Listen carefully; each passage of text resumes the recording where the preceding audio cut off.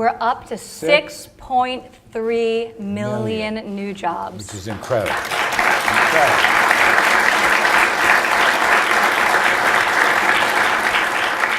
And if you think about that in context, that represents 5% of the current workforce. So it's really remarkable, and really this is that call to action to the private sector to invest in the current and the future workforce, and we're going to continue to have the private sector sign our pledge and agree to making this type of investment. With that, while the last event and the last time we were here announcing the launch of the pledge, today we really wanted to focus on the workers that benefit from it. So in my travels, and I've been to job training programs in now 14 states across the country and really seen the best in class things that are happening on a state level. Thank you, Governor Bevin, for all that you're doing, and on a private sector level. But I've met some remarkable people, many of whom are in this room. I'd like to briefly introduce Eric, who I was just in Eastern Kentucky with, who went from a job in the coal mining industry to now a CNC machining instructor. He was so good that they wanted to keep him to train their other workers. So maybe, Eric, if you wouldn't mind standing and telling us a little bit about your story. Well, like you said, I was a laid-off coal miner. I worked in the coal mines for 30 years. Worked my way through it all. Electrician when I was laid off. Found myself without anything to, support my family with. What am I going to do? Unemployment's not going to do it. I'm not old enough to be retired yet, so I got to work every day of my life. So I got the opportunity through Paintsville CAP office to give me the knowledge of the CNC machine school that had just opened up there in Paintsville. I was in the first class. Went through it as a 16-week course. Took to it, understood it, become a part of it. They decided to keep me there, and I help with other students. We're in our third class now. We have people working in Louisville, Winchester, all around the surrounding area. But those guys, they want to come home too and work right there in the area. So we're hoping that with the school and the jobs that we're creating will bring industry in, and we'll all flourish. Just bring it on. So. Thank you.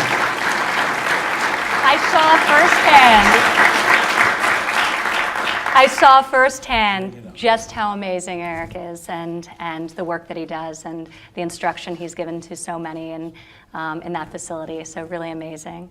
And Stasia, I met you in Houston. And Stasia is currently training to be an apprentice and is valedictorian of her class, graduating, I believe, just in a couple months, and is looking forward to a career as a pipe fitter. I should also mention that you're a Marine Corps veteran. So would you share your story with us, Stasia? Well, as she said, my name is Stacia Brightman. I'm from Houston, Texas. I'm the proud mother of 2 boys, and I'm a Marine Corps veteran. My oldest son is also a Marine as well, stationed in MCAS Cherry Point. Following my career in the Marine Corps, I found myself unemployed, working a bunch of dead-end jobs. And I was looking for something more than just a job. I wanted a career. So I was approached by SNB for their Women's Apprenticeship Program, which is an Earn While You Learn program. At that time, I was kind of discouraged because the oil and gas industry is not an industry that has a lot of respect for women and has a lot of respect for females. So I went and I spoke with my pastor, and my pastor gave me some words of advice. She told me that be the change that I want to see. Be the woman that can go out there and make that difference, that can earn the women respect. So I agreed to the Women's Apprenticeship Program from SNB. It's a 16-week course, and we are on our 11th week, and as Ms. Ivanka said, yes, I am the valedictorian of our class. I appreciate SNB for the opportunity that it's given me. Not only do I have a job, now I have a career. And I have a career that I can lean on and that I can look forward to and that'll take me further.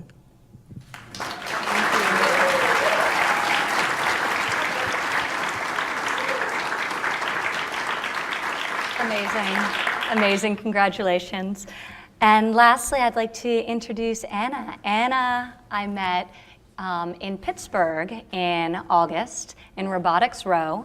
And Anna and I see several of her classmates are part of the first robotics team. And hi, ladies.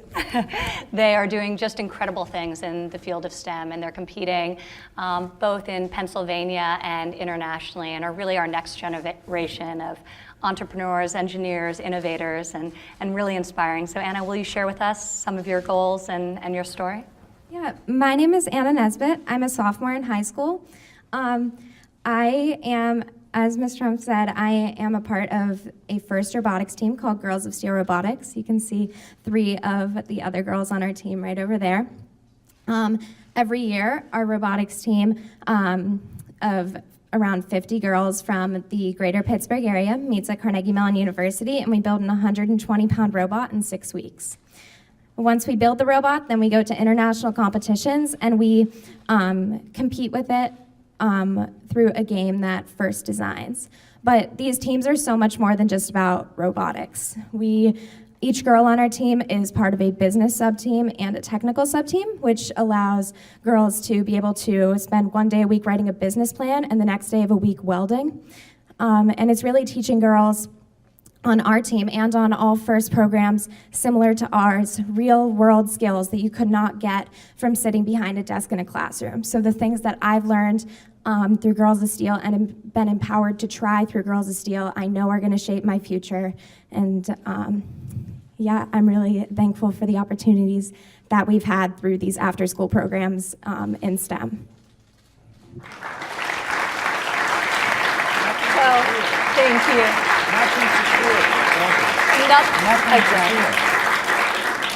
Thank you for sharing your story, and I thought that would set a nice tone for a broader discussion about the economic opportunity that's been being created by President Trump and this administration. So Larry, I'll kick it over to you now. Thank you. Thank you, Yvonne. By the way, young lady, robot building. A lot of people are worried about the future with robots. But somebody's got to build them. Somebody's got to service them. Somebody's got to keep them going. There's a lot of jobs there. You've got one. I think you illustrated an important point. Yeah, definitely.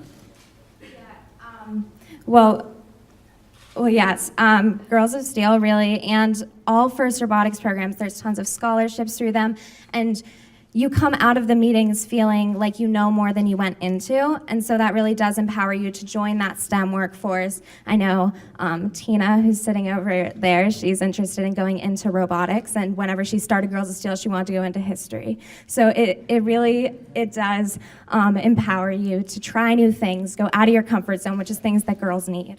Thank you. Terrific stuff. So, Mr. President, nobody wants to talk about the economy anymore. So let's talk about the economy. All right? I like it. You beat your critics. You beat your naysayers. We're growing at 3% plus.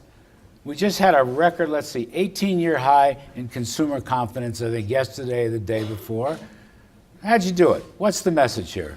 Well, we did it with a lot of good thought, and we did it with a lot of great people like we have here today, and some are going into different fields. By the way, the coal mining field is doing very well right now, but some people will go out of that, and some people will go into that because, frankly, it is really, as you know, you see what's happening. It's doing great. We have the governor of Kentucky with us, and he has been, Matt, please stand up, Matt Bevin. Please, what a job he's done. And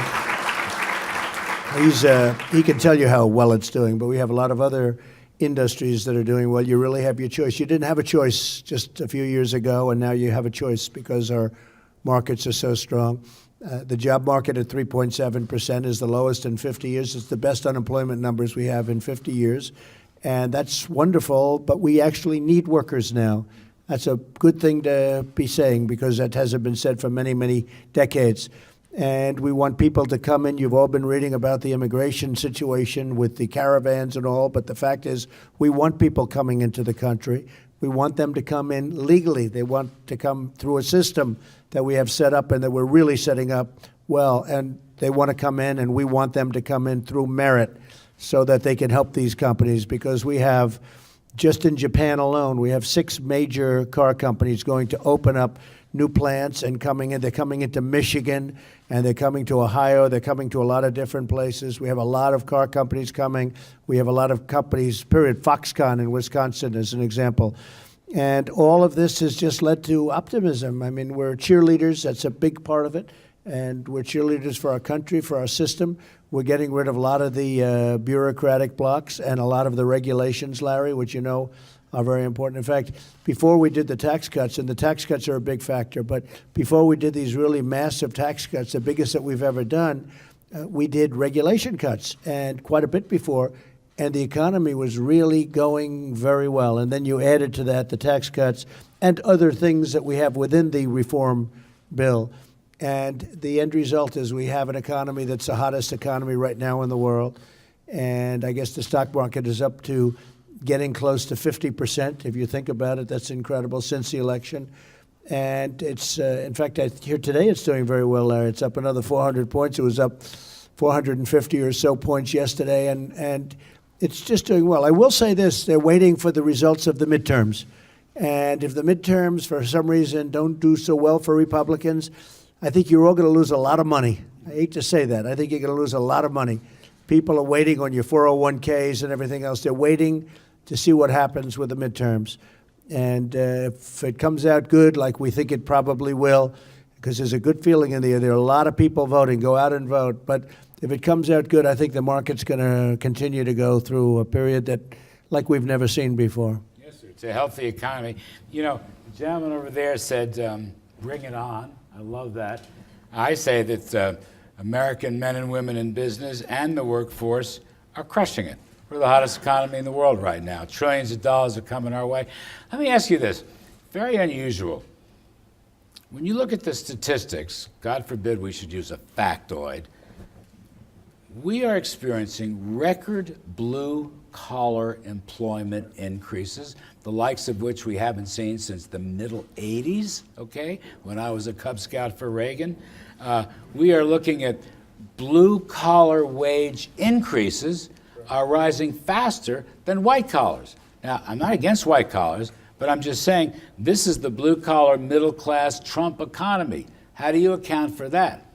Well, if you remember, the previous administration said there won't be any more manufacturing jobs. You're going to need a magic wand and all of that. Well, we had the magic wand because we have almost 600,000 manufacturing jobs since the election, and it's going to go much, much higher than that.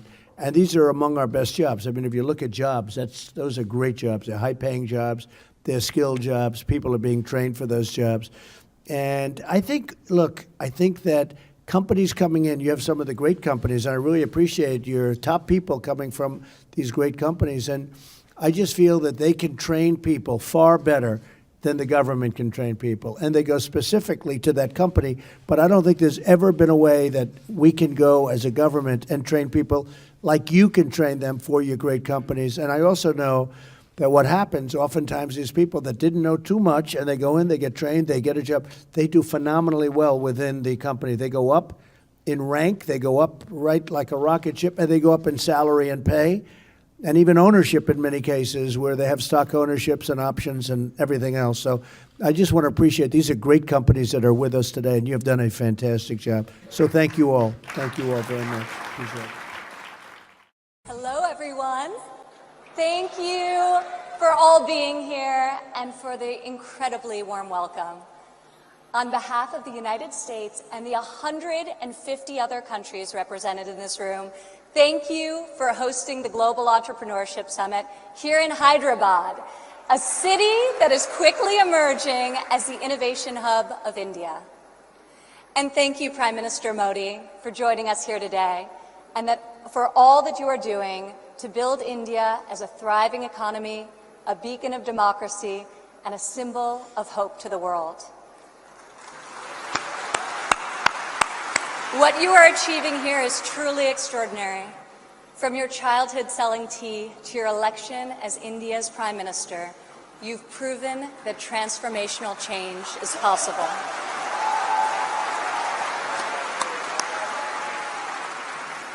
And now you are bringing that promise to hundreds of millions of people across your country. Thank you. To the people of India, I want to congratulate you as you celebrate the 70th anniversary of your independence. You are celebrating it as the world's largest democracies and one of the fastest growing economies on earth.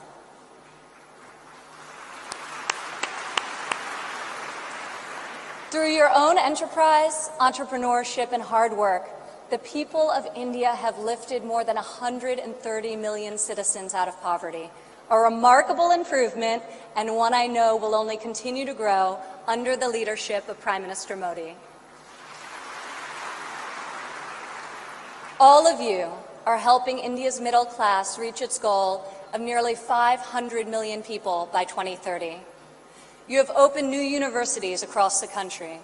Your doctors and scientists are discovering medical cures and life-saving technologies. Your engineers and your architects have built modern wonders that grace your skies. And Indian spacecraft have traveled to the moon and to Mars. The people of India inspire us all.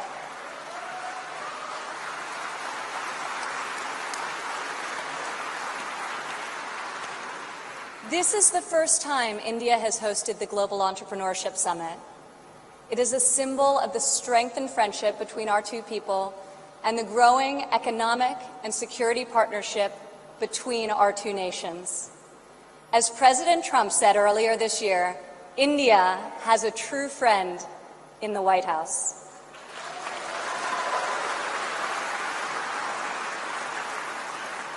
I would like to thank the State Department for co-hosting this incredible gathering.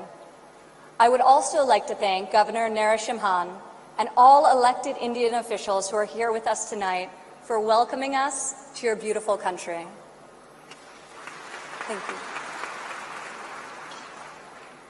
It's incredible to be in this ancient city brimming with transformative technology. Now, your tech centers may even outshine your world-famous biryani. Maybe.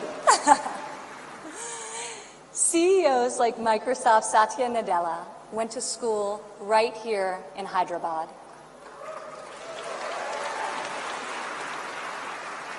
Just a few kilometers away, T-Hub's brand new facility is set to open next year and will become the largest incubator in Asia. In this city of pearls, the greatest treasure is you, the dreamers, the innovators, entrepreneurs, and leaders who never give up, never abandon your aspirations, and always strive for a better tomorrow. Today, we come together to celebrate what is happening here in India, what is happening in the United States and all over the world. Entrepreneurs are revolutionizing our economies and improving our societies. You are rewriting the rules. You have the inspiration and drive to serve our communities through the projects you start and the businesses you build. You have the grit, the perseverance, and the will to succeed. Each of you started with an idea. You've worked long days and nights to code the next robot, create the next app, find the next cure, and discover the next breakthrough to improve the lives of millions of people. Some may have tried to convince you that the risks are too great, the rewards too small. But you are here today because you are not afraid to fail. You want to own your future. So I want to congratulate you on all that you have already accomplished.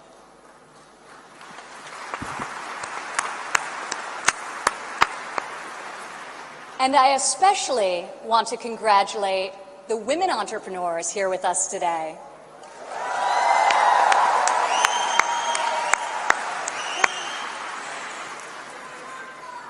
Thank you.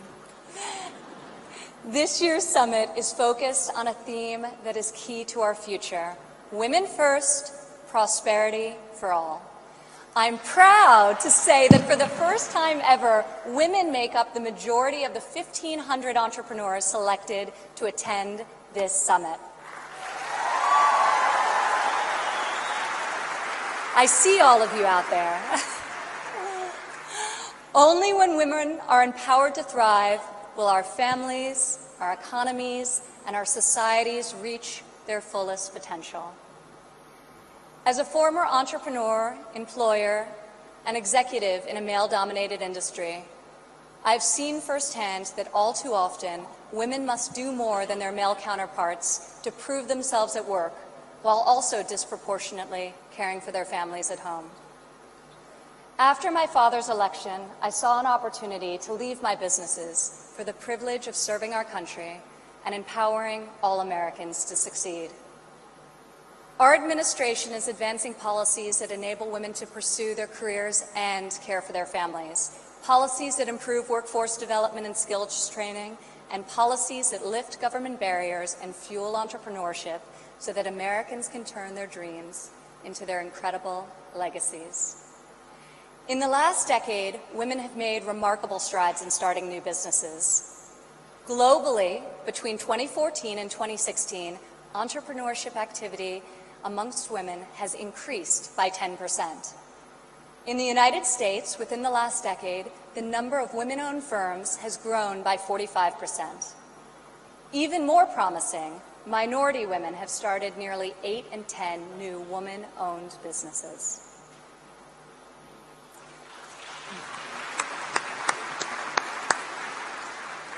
Today, more than 11 million women in the United States own businesses. They employ nearly 9 million workers and generate over $1 trillion in revenue.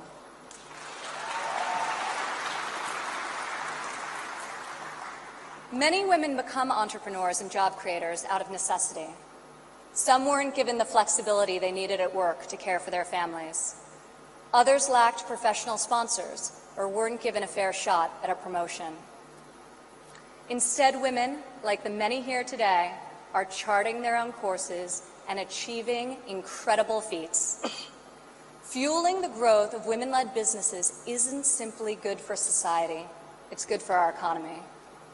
One study estimates that closing the gender entrepreneurship gap worldwide could grow our global GDP by as much as 2%. The woman in this room can lead the way in closing that gap and ushering in a new era of greater prosperity.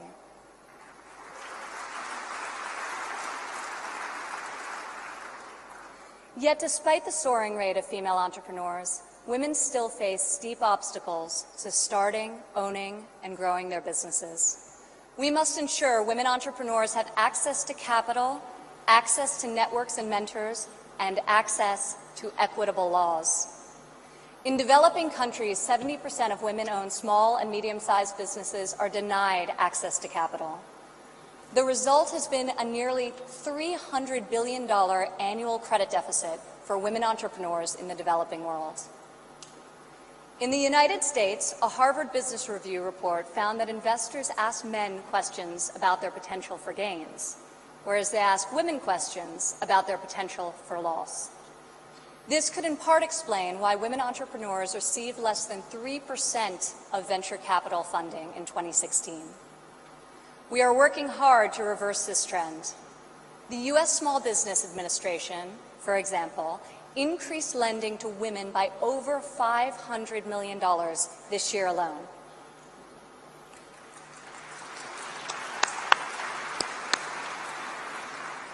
When it comes to networks and mentorship, roughly half of women in the United States say they have difficulty finding a mentor. Yet mentorship is critical to success, as each of you knows. Entrepreneurs need professional guidance to help them start and grow their business. In the United States, we are fostering mentorship through programs such as SCORE, a nationwide initiative where successful men and women coach those who want to become their own CEOs. And when it comes to equitable laws, while many developed and developing countries have made tremendous strides, there is still much work to be done. In some countries, women are not allowed to own property, travel freely, or work without the consent of their husbands. In even more countries, the cultural and family pressure is so great that women do not feel the freedom to work outside of the home. Our administration is striving to promote greater opportunity for women around the world, both through our domestic reforms and our international initiatives. This summer at the G20 conference, the United States was a founding member of a bold new initiative with the World Bank, the Women Entrepreneur Finance Initiative, also known as WEFI.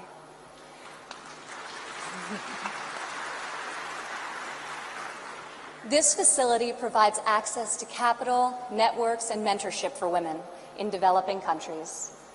WEFI is the first facility to support women entrepreneurs at this scale, and we anticipate it will be able to leverage in excess of $1 billion in public and private financing. This facility also seeks to address the legal and regulatory barriers that limit opportunities for women entrepreneurs. In the last decade, USAID has promoted women's entrepreneurship through a number of programs, including providing microfinance loans to women in Afghanistan and bringing internet access to women in Nigeria and Kenya. USAID Administrator Mark Green is here with us today. Where are you, Mark? Thank you, Mark. I want to thank Mark and the entire U.S. delegation for their tireless work to improve the lives of millions, both domestically and abroad.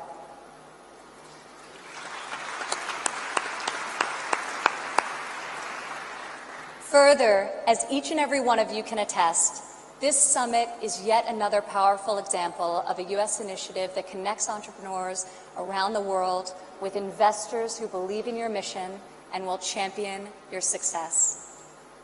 I want to thank the U.S. business leaders who have traveled all the way to Hyderabad for this inspiring event. I also want to congratulate the more than 350 American entrepreneurs who were selected to be with us here today to represent America's brightest talent.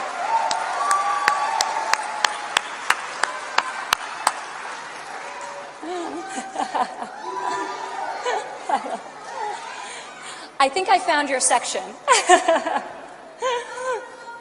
Thank you. At home, our administration is committed to empowering women entrepreneurs through domestic reforms. In the past 11 months, we have expanded apprenticeship programs and prioritized STEM education to ensure that women and men have more opportunities to master the skills that drive progress in the 21st century. We have dramatically reduced job-crushing regulations, which disproportionately hurt entrepreneurs and small business owners. And we are laser-focused on passing long-overdue tax cuts. This will provide much-needed relief to working families and to businesses of all sizes. Also this year, for the first time ever, the President's budget included a proposal to establish a nationwide program for paid family leave. We are committed to supporting women and men who work both inside and outside of the home.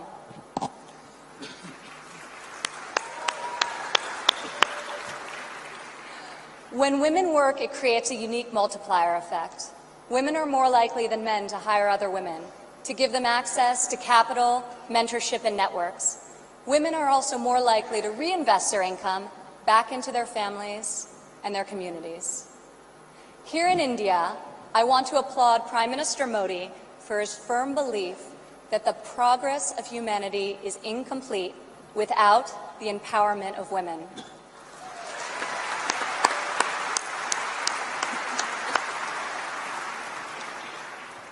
Just consider, if India closes the labor force gender gap by half, your economy could grow by over $150 billion in the next 3 years.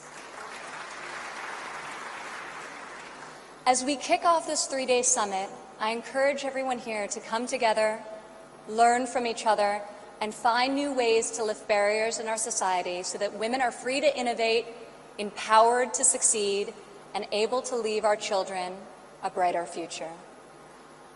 As we strive for change, we must never forget that the best hope for our future is far greater than any single government policy. The source of our success is found in the spirit, the drive, and the talent of our people. Here with us today from San Francisco is Dara Dotz. Dara spent over a decade working in underserved communities around the world. She witnessed firsthand that many times people need very simple items, a bucket for carrying water, a splint to treat an injury, a part to fix a generator. Dara co-founded Field Ready to provide life-saving supplies through 3D printing. Today, Dara's company responds to disasters all over the world and delivers humanitarian aid with cutting-edge technology. Through her innovative solutions, Dara is saving lives and bringing hope to thousands of communities. Thank you, Dara. Please stand up, Dara.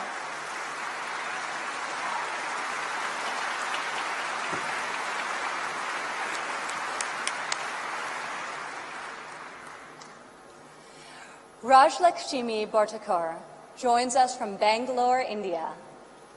When her son began having seizures at a young age, she decided to create her own solution to better monitor his health. Stand up.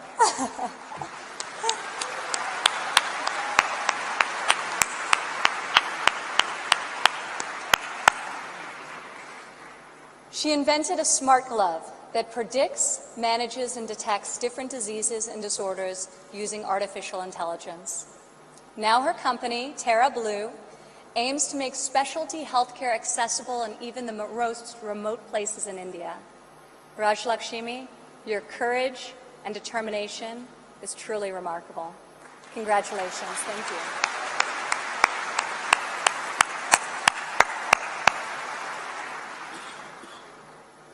Also here with us today is Rayan Karmalova from Azerbaijan.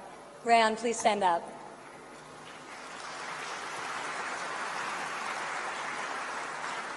You all won't believe this, but Rayan is just 15 years old.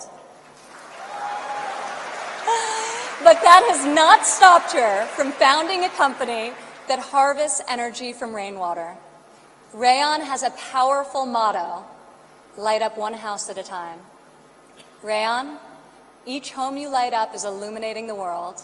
We are inspired by your brilliance and your hard work. Thank you.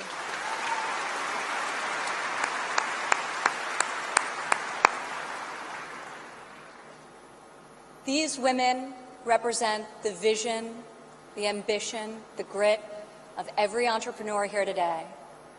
You are saving lives, creating jobs, and bringing hope to our communities.